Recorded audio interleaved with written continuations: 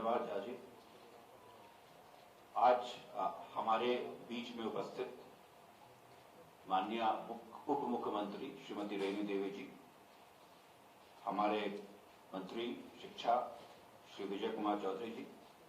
माननीय मंत्री अनुसूचित जाति एवं अनुसूचित जनजाति कल्याण विभाग श्री संतोष कुमार सुमन जी, हमारे सहकर्मी श्री पंकज कुमार आसंगमा जी, निदेशक माध्यमिक शिक्षा एवं विशेष सचिव, यहाँ हमारे शिक्षा विभाग, अनुसूचित जाति एवं जनजाति कल्याण विभाग, पिछड़ा एवं अति पिछड़ा कल्याण विभाग के सभी पदाधिकारीगण, विभिन्न जिलों से वीडियो कॉन्फ्रेंसिंग के माध्यम से जुड़े सभी हमारे पदाधिकारीगण, मीडिया के दोस्तों, आज हम लोगों के लिए एक अच्छा दिन है और एक अच्छी शुरुआत हम लोग कर रहे हैं। और जैसा कि पूर्व में आपको बताया भी गया कि राज्य सरकार ने ये निर्णय लिया है कि चाहे अनुसूचित जाति अनुसूचित जनजाति कल्याण विभाग की छात्रवृत्ति हो पोस्ट मैट्रिक, या बीसी ईबीसी डिपार्टमेंट की हो, माइनॉरिटी वेलफेयर से भी हो, इन सब के लिए बजटरी प्रावधान संबंधित विभाग करते हैं, लेकिन उसका वितरण शिक्षा विभाग के माध्यम से कराया जा रहा है। और पूर्व में हम लोगों ने नेशनल स्कॉलरशिप पोर्टल का इस्तेमाल किया था, लेकिन उसको इस्तेमाल करने में कई प्रकार की ऑपरेशनल कठिनाइयां हम लोगों को हो रही थी। वो कहते हैं कि वन शू फिट्स ऑल में वो कभी कभी दिक्कत हो जाती है, इसलिए ये लगातार आवश्यकता महसूस की जा रही थी कि विभाग के पास या राज्य सरकार के पास अपना एक स्टेट स्कॉलरशिप पोर्टल होना चाहिए। और इसके लिए मैं अपने एनआईसी और उनके जो भी पदाधिकारीगण हैं, विशेष शैलेश जी, मैं उनको विशेष रूप से धन्यवाद देना चाहूंगा कि एक बहुत कम समय में इस स्टेट स्कॉलरशिप पोर्टल को विकसित किया गया है और इसमें जो फीचर्स दिए गए हैं वो एकदम स्टेट ऑफ द आर्ट हैं। और ये this is one of the best portal for distribution of post matric scholarship. Pankaj ji ने भी बताया आप लोगों को कि किस प्रकार से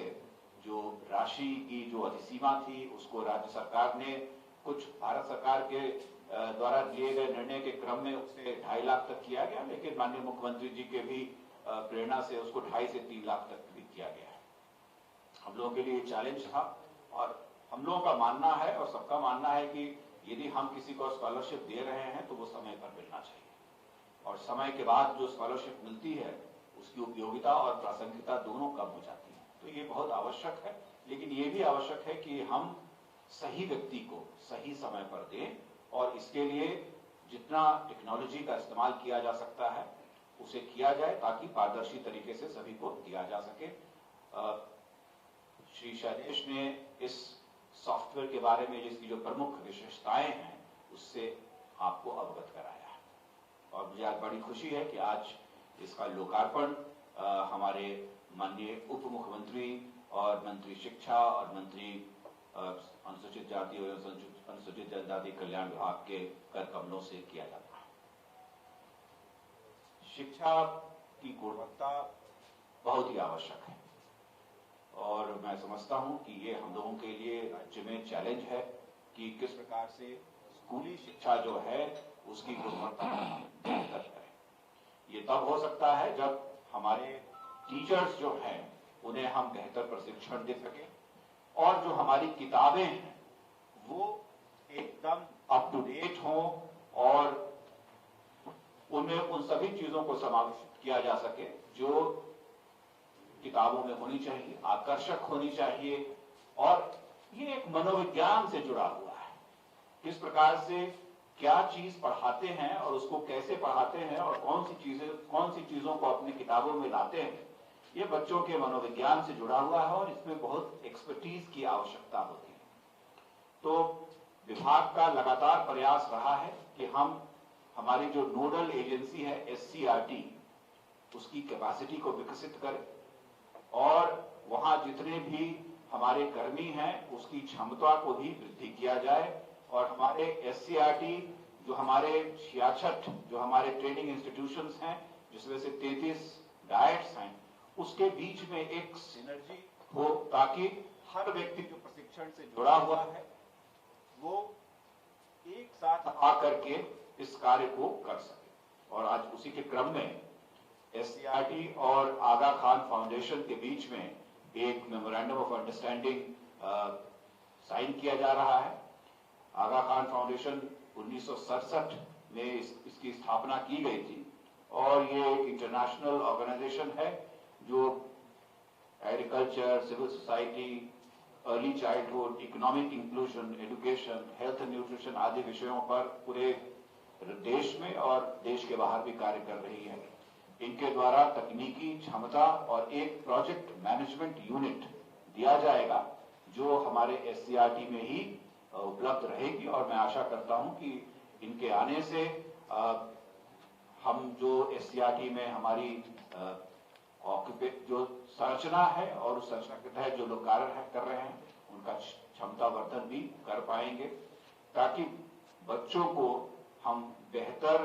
तरीके से पढ़ा सकें और जो पढ़ा रहे हैं उस लर्निंग आउटकम्स को मेजर भी कर सके। ये बहुत ही आवश्यक है। एक पुरानी कहावत है जो मैनेजमेंट के लोग कहते हैं कि आप जो मेजर नहीं कर सकते हैं उसको आप मॉनिटर नहीं कर सकते। What you can not major